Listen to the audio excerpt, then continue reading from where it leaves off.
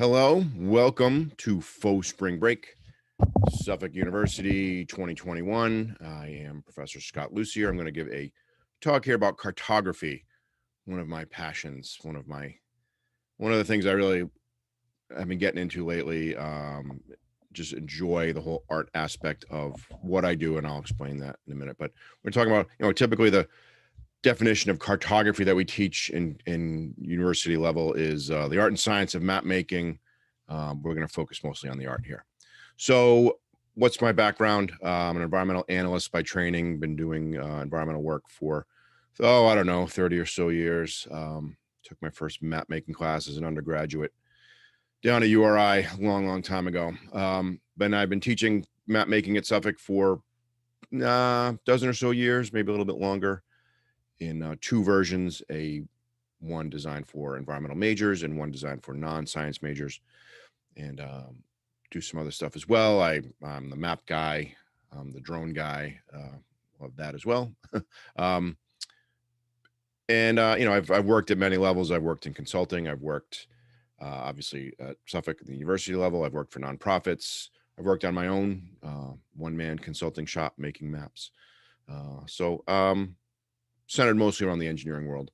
So that's me in a nutshell. And this is what I do. This is a program called Quantum GIS, QGIS. Another version is the one you've probably heard of more popular is ArcGIS, Esri, ESRI. And basically what I do is I make maps. Here's one I've been playing around with lately of Nantucket, some lighthouses.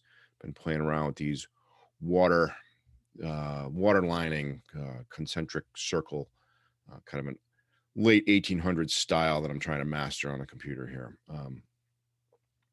And this is it. This is, a lot of buttons, a lot of power here, very expensive, powerful software that we teach our students at Suffolk because it's something that environmental majors, environmental employers are looking for in our majors. So we teach our students how to use GIS software, geographic information systems. And this is kind of a pretty map, if I do say so myself. But really, this is what the guts are behind this map. Here is what we call the attribute table. This is the 3,829 minor roads in Nantucket and all sorts of data about them. I've got all kinds of columns showing everything you ever wanted to know about the roads in Nantucket, the minor roads. All right, so this is the guts of any GIS system. We try to.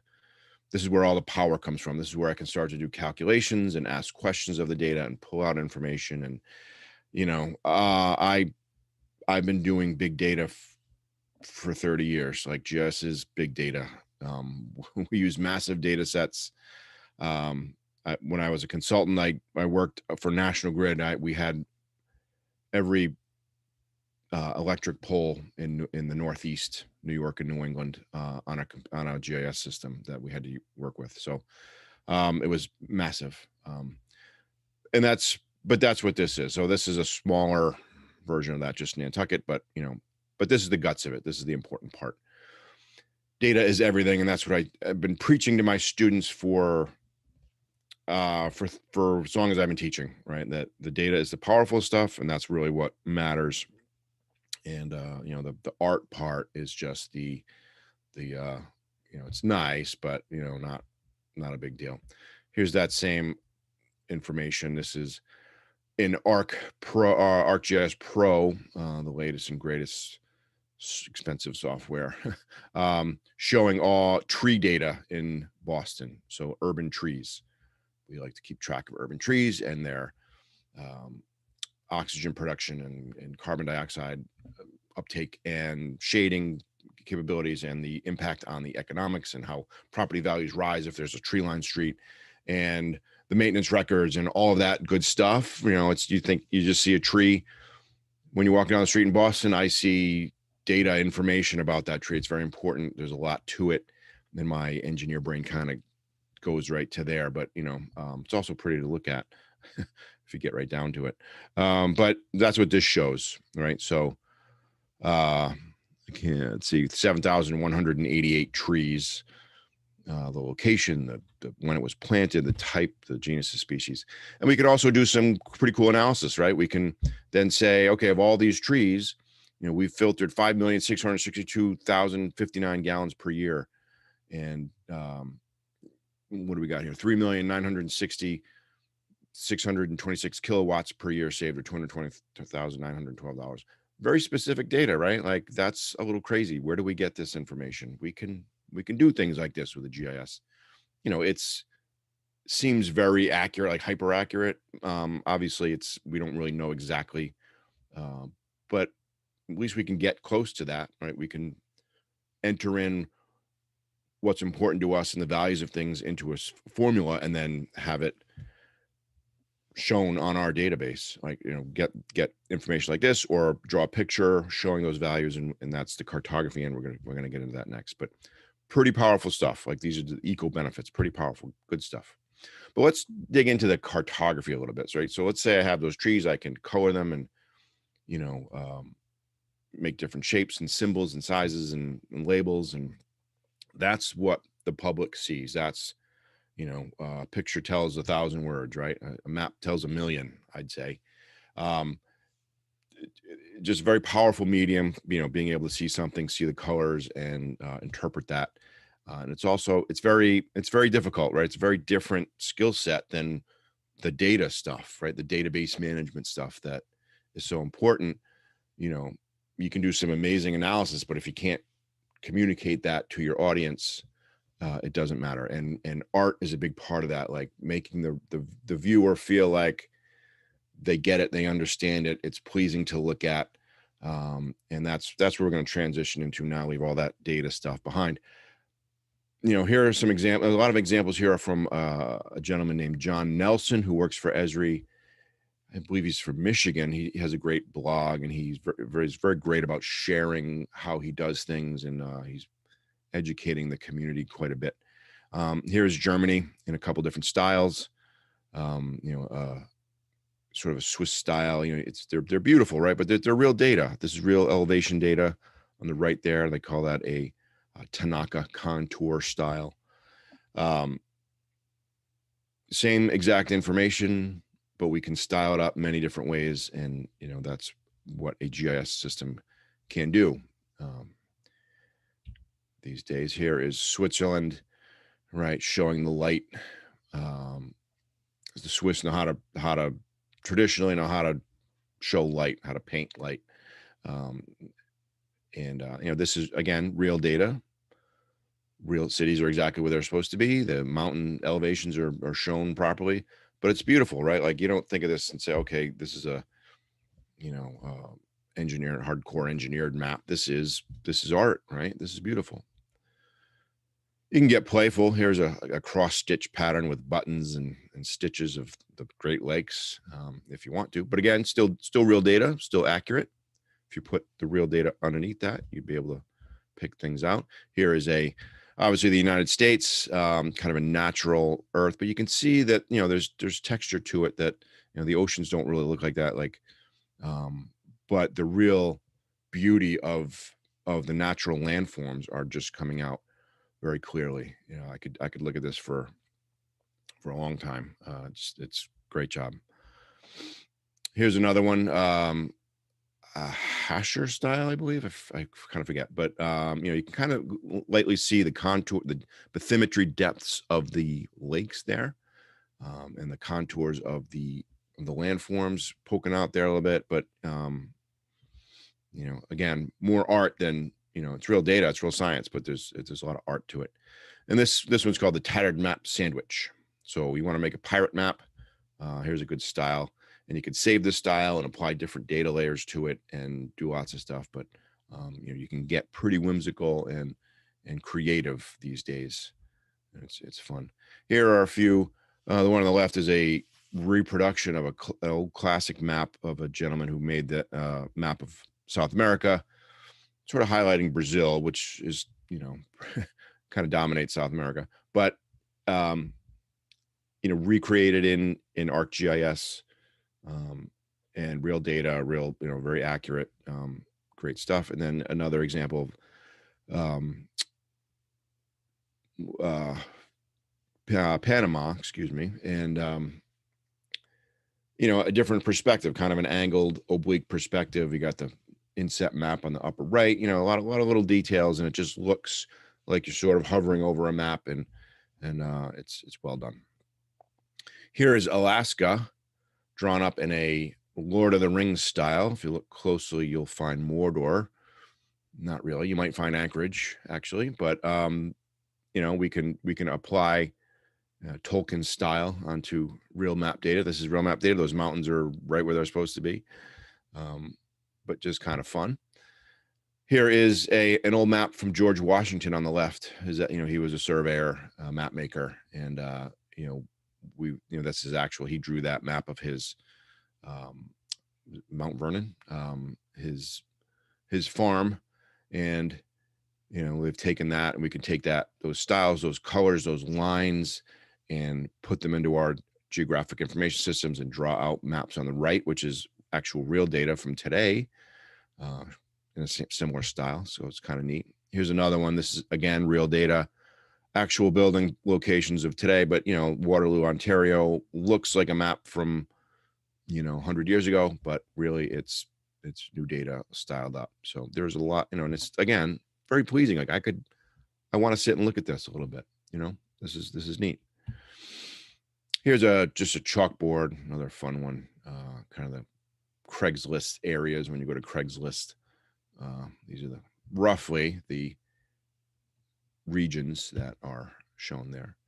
So every semester I'm face to face with 30 new students. We have a very diverse and international university. We have students from around the world, and we have students from the design school and the business school and my environmental students, and we have a wide range of backgrounds coming in, which is great. And then what do I do? My job here at Suffolk is and I say, well, this is what we're going to do. We're going to learn about data. We're going to learn about accuracy. And, we're going to do one section on cartography and the art part of it. And, I'm rethinking that a little bit lately. But, we have all this great technology and the internet and web maps and just data coming all over everywhere, coming through the internet. And, it's fantastic. It's great. I love it. But, my focus is always on the data, and my students will tell you that. He's always prattling on about data and how difficult it is and how it's important and all that. But, so it's tough, we're my engineer's brain kind of takes over. So, but here are the kind of the three things you got to think about when you're making a map. Like, follow established cartographic rules, conform to how the viewer's brains work, and then, use the technology. So we'll just run through these real quick. Here are the rules that I preach. Don't worry about it. We're not gonna go into all this, but there's, if you want to pause it and look at those, if you're really interested in map making and GIS, feel free. But, like I said, it's a lot about data and accuracy. Not always out there in the world. Here is Hong Kong in South America. Not quite right. Here we go. Egypt, the border of Egypt and Iran is a hotbed of activity these days. Not quite. Here's another map of solar irradiance. How hot is the sun? And you could, there's a lot of data here. There's a lot of people going out testing the sun over the course of a year, doing probably some computer analysis to make this. A lot of data, a lot of information got you to this point. But I can figure this out in about half a second, right? Yeah, Arizona, Southern California, Southern New Mexico. That's where you want to put your solar panels, right? I don't really even need the legend. Like I don't know what 4.75 kilowatts per square meter per day really translates into. I just know that the difference between Maine and Southern Arizona is vast. And, so this is a well done map, a good example of that. Like, barely need the legend. It's there if I need it. This is a bad map. This is terrible.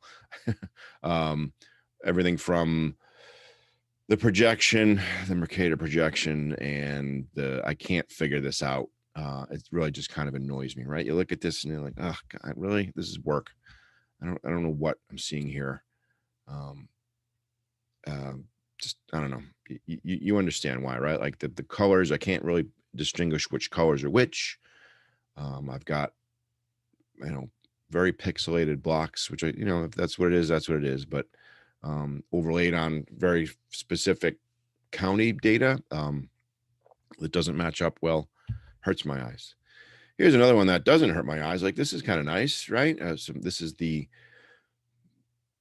popularity of certain musical groups at a certain time on Pandora. They keep track of, you know, who's listening to what. A lot of musicians that I'm too old to really understand who they are. But anyways, map is nice. You look at it and say, oh, that's nice. Nice blues, right? Kind of cool. But I can't distinguish all those blues. Like, my brain can't process that. Maybe yours can, but there's just too many shades of a similar color there that it's, I don't know, it doesn't work. I mean, it looks nice, but not so good.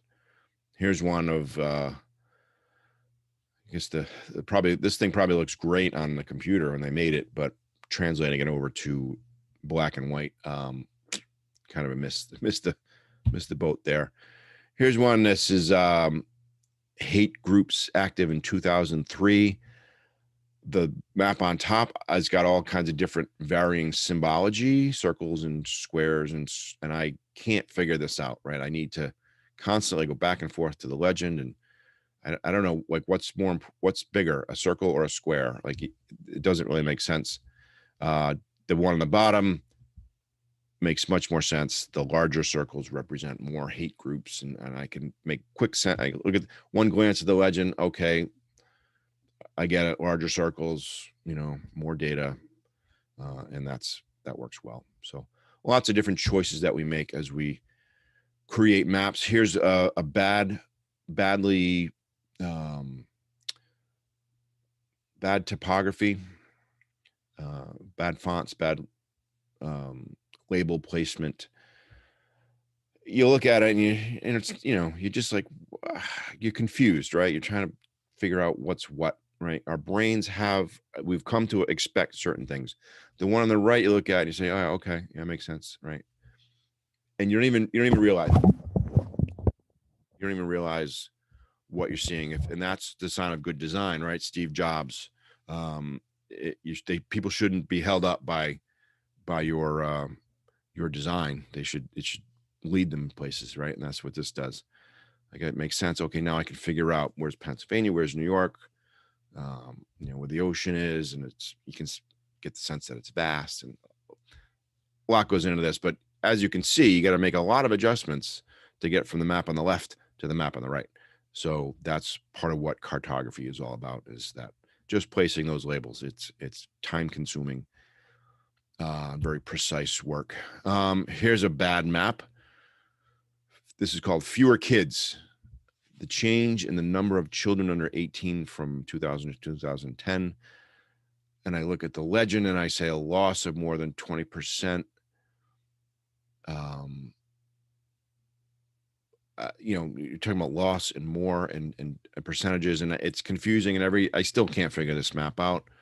I think that the reds, more kids are leaving, I think, but the fact that I still don't quite understand this is not good.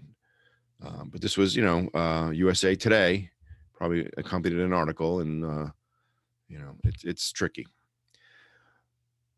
One thing to know, the idea of layering in art and GIS systems, you can take many different layers of data, and that's the real power of it. I can take data from many different sources, put them together, lock them together on the common field of the geography, and that's where the power comes from, and using all this data. And, you know, we use different layers of data, and there's a lot to that layering.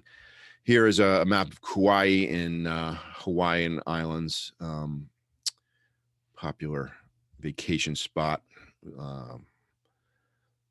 If you can get there, it's a long way, but, you know, you could see the graticule lines on the top, and then, you know, you just put them underneath, lighten them up.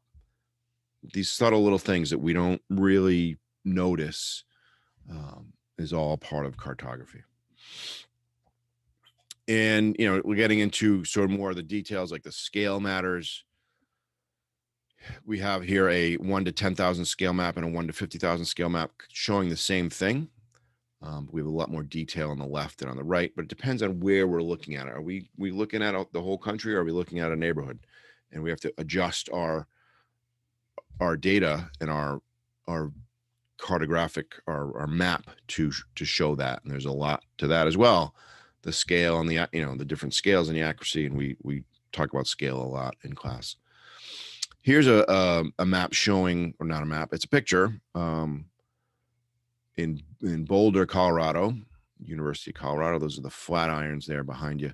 But this demonstrates visual hierarchy, which is another thing we talk about. The reader, the viewer goes through a journey when they see this. And when I see this, the first thing that I see is that White House in the bottom, which is, I think, the intent. And I see the house to the left, and I kind of sweep back. I see a road. I see, kind of a nice field, forested area behind it. And then I see the flat irons, and I got another hill there with a bunch of houses. And then, even behind the flat irons, those outcroppings of rock, another mountain range, and then the sky behind that. And so I've got 1, 2, 3, 4, 5, and then 6. And I come all the way back down to that bottom right to that house cluster down there. So I got like 6, 7 layers in here. And, probably 90% of the people that look at this are going to follow that same path. And that's part of what we do in making maps. Here's an example of that on a map. First thing you see is Cuba, but then there's not much there. There's not much information about Cuba. So roads or other, just the capital, but that's about it. So your mind is, okay, this isn't about Cuba, right? The land, it's about something else. And then you see the blue and you say, oh, okay. And then you read the text, right? Internal waters, territorial sea. And you say, okay, I see that. This is the boundaries that around Cuba. And then you say, oh, I see. Okay, then you got the United States and Mexico and Jamaica, and how that fits in with a larger, Caribbean landscape. And then I go up to the upper right, and I see the inset map. Great. And then I can kind of dig in a little bit more, and I see the purple maritime boundary agreement from 1977. And I didn't even have to go to the legend to figure any of this out. I was able to just work right within the map. And then if I want to have more information in there, I've got some text area where I can put text. So this is a visual hierarchy of a map. Here's another one. This is something we dig into during class. The one on the left, you can't make much sense of. The one on the right, the white lines match the white large text, and you see things first, like you see Lansing first, and then you see the black text, and then you see the smaller text, and then you say, wait a minute, there's white text in there, and what is that white text? And then you say, oh yeah, I see white lines, that must match that. And then you say, well, wait a minute, there's pink lines too, and I see some pink labels, the 3rd and 7th. And you say, okay, so that must match that. And our eyes and our brains can only really focus on one thing at once, right? We can switch, but we make things more prominent and less prominent by the colors and the choices and the size of the text, and lots of different things. And that's all part of the cartographic aspect of making maps. And then I see some major roads, but they're really faded back, and some streams and lake names just for context. So again, visual hierarchy played out on the right and really not on the left. So, that's great. That's how, we design things, but we also need to understand our viewers' brains, and everyone sees the world differently, but there are some rules on how people, like sort of like we talked about with the visual hierarchy, how 90% of the people kind of work their way through. Our brains tend to work in very similar ways as well. So we have like linear corridor routes. When I make a map, or when I want to get from here to the nearest Dunkin' Donuts, I'll say, okay, I'm going to go to here to the next point, take a right, take a left, and usually I'll turn that right or left in my brain. I think it's 90 degrees, might not be, but I know I need to do something at that point and turn. So we have these markers of meaning out there, streets that we know, buildings that we know, buildings that we could communicate. Yeah, the Dunkin' Donuts, or the Park Street Tea Stop, right? When you get there, take a left, right? Stuff like that. So, we have these markers of meaning, and, we do an exercise in our class where I have the students draw a map of campus from memory. Usually start the semester this way. And it's something like this, right? 90-degree lines. They know certain things, certain buildings. Everyone has a different perspective. Everyone has a different idea of what campus is. So it's interesting to see these drawings come to life, and interesting to watch the students think. When I give them the assignment, they kind of roll their eyes and say, "Oh God, this is so easy. Come on, give me a break." And then half an hour later, they're like on their third version, and they're like, "What is that street name?" And they can't. They're like, "How come this isn't coming together?" And I'm like, "Yeah, it's difficult, right?" um, and the idea is to take what's in their brain. I don't guess like Dumbledore pulling a thread of memory out, and getting it onto the paper. It's harder than it looks. Here is the London Underground map, the tube map from way back. I forget when, probably around the I'm going to say like turn of the century, 1900s, early 1900s. Showing the tube lines. Like, it's kind of nice, right? Like, an artist did this. Some good colors in there. You got some visual hierarchy, get some reference stuff in the back. The tube map has expanded quite a bit since then, and this is what it looks like now. So, if I said, "Hey, go from Gunnersby to, let's say, Wanstead," right? Go, right? Good luck, right? There's a lot of tracing going on. There's a lot of like tilting your head trying to figure this out. Like, it's complicated. But my engineer brain says, "Oh, this is nice. This is accurate. I can see where everything is in relation to everything else. I can see where the lines go underneath things, or if I'm, but this is too much." If you came across this in the tube station, you'd be like, "Wow, overwhelmed," right? Along comes a guy named Harry Beck. Harry Beck is a designer, works in he's a planner, right? He's not an artist. He's not he's a designer. Like, his job is to take what the engineers do and put that on a piece of paper, right? I worked my engineering firm I worked for. We had the engineers, the older guys, the experienced guys. They would do all the calculations, figure stuff out, scribble it on a piece of paper, hand it to the designer, and say, put this into a plan. And they would put it into a CAD format and make it look nice and translate what the engineer said. The engineer would come back, look at it, check it, and that was Harry Beck's job. Harry Beck decided to redraw the London tube map one day. He said, "This is confusing. I'm not doing this."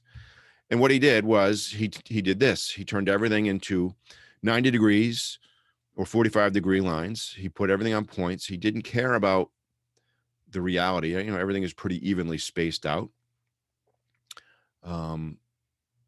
And it works, right? It works because our markers of meaning play out here, right? So if I want to go to Gunnersby, which is here, and what did I say? Wanstead, I'd say, all right, I'm going to take this green line until I get to a point where I can switch to red, and that's right there.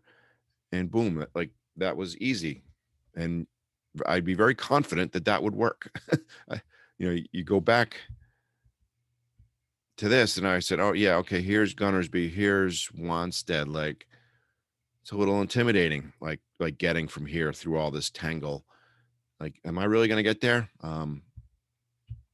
Yes, right. So, this revolutionized the way transportation maps are drawn. Every major city in the world, you see a map like this, because this guy Harry Beck had a different idea. They put it out there, and everyone's like, "Oh, this is great!" Like, because when you're on the train or the subway, you're not thinking about what's above you. You're thinking about what's the next stop, right? And this way, I can say, "All right, I'm on Gunnersby, and when I get to Wanstead, it's the one after Leytonstone. So if I see Leyton and Leytonstone, I'm getting close, and that's where I need to get off. And whether it's 30 seconds to that next stop or 2 minutes, I don't really care. I'm just going to be waiting to hear, okay, Wanstead, and you get off. So it matches how our brains work. So fantastic design. as evidenced by the fact that everyone uses it now. And even our Boston map is the same way. So interesting stuff. Love that Harry Beck. Guy with a new idea and did things totally differently, and we thank him. And then we have the latest technological capabilities. We have, as I mentioned already, piles of data coming through. The internet is collecting data about everything, and big data and all that great stuff. And things have changed, right? And we no longer just use maps on paper. We now have the computers and tablets and cell phones with internet connections, and that's changing the game as well. We have to change the way we present data, because we're no longer on a map and say, okay, here's the map. You don't know where you are. Now we have a blue dot that tells us right where we are on the map, and the map moves with us, right? We're always at the center of the map. That's nice. But we can still zoom in and out, and still the same mental processes are at work, but we have better technology, but there's more variables. So it's a whole nother level of complexity for us to deal with. We have scroll wheels, and we can pinch things and tap on the screen. And they couldn't do that with paper, 30 years ago when I started this.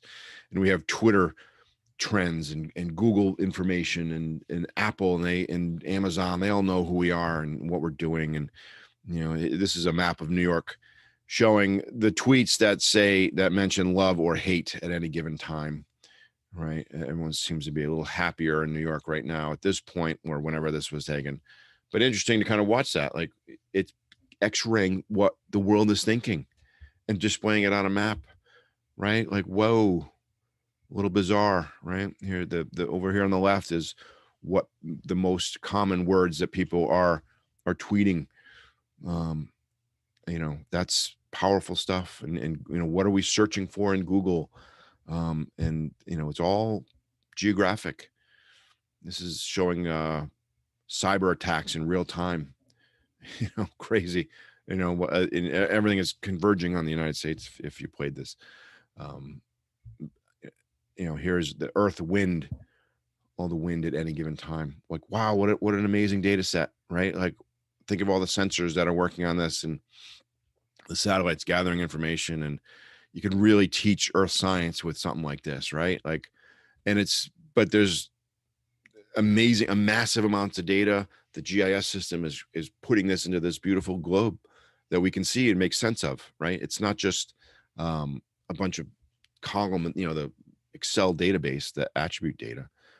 We have a whole time element that we can work with now that we have computer screens, right? It's important. It's crazy. What else? We have shipping, global shipping. There's all the large ships have to have a GPS transponder sending out their data. Here it is. This moves at any given time. You can see where the ships are. You can see the shipping channels. You can see how things adjust over the seasons, winter and summer. You can go from year to year, see how many more tons of coal or gas or cars or automobiles, or you can filter them, you can color them. Like, just an amazingly powerful dashboard of data. And it's a map, really, right? That's and I love the yellow specks really pop out, right? Like, you got a nice background, you can really where you are in the world, but it's not the important thing. The important thing is the movement of those yellow dots. This is New York City, how it breathes throughout the day. Try to see if we can get that to work. Yeah, let's move on. We just want to Google that. You can see the in the daytime, it's the red bars swell because those are showing people coming in, and at nighttime it goes out and it goes in and out, and it's just like, oh my God, it's like a living, breathing lung, of people coming into New York City. It really represents what's going on there really well.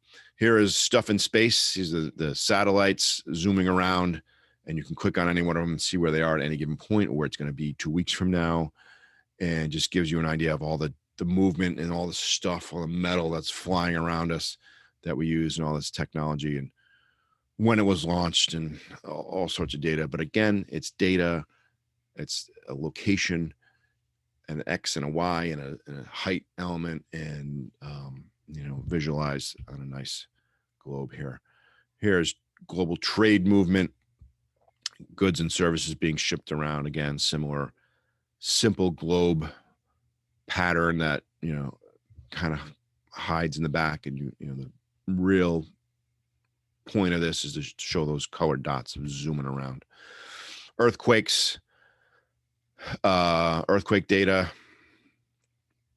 shown by the height of that is the depth of where the earthquake happened. And this is pretty much real time, but you can look back, see where all the earthquakes were.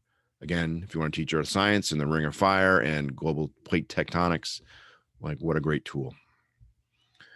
Flight radar, you can track any plane at any given time online. Kind of neat. Here's one going from Boston to LaGuardia. You're tracking someone who you got to pick them up at the airport. It's great. Or even you're just interested in all the different planes moving around. Flight radar 24, another interactive map. And coronavirus tracker. This early on. This was,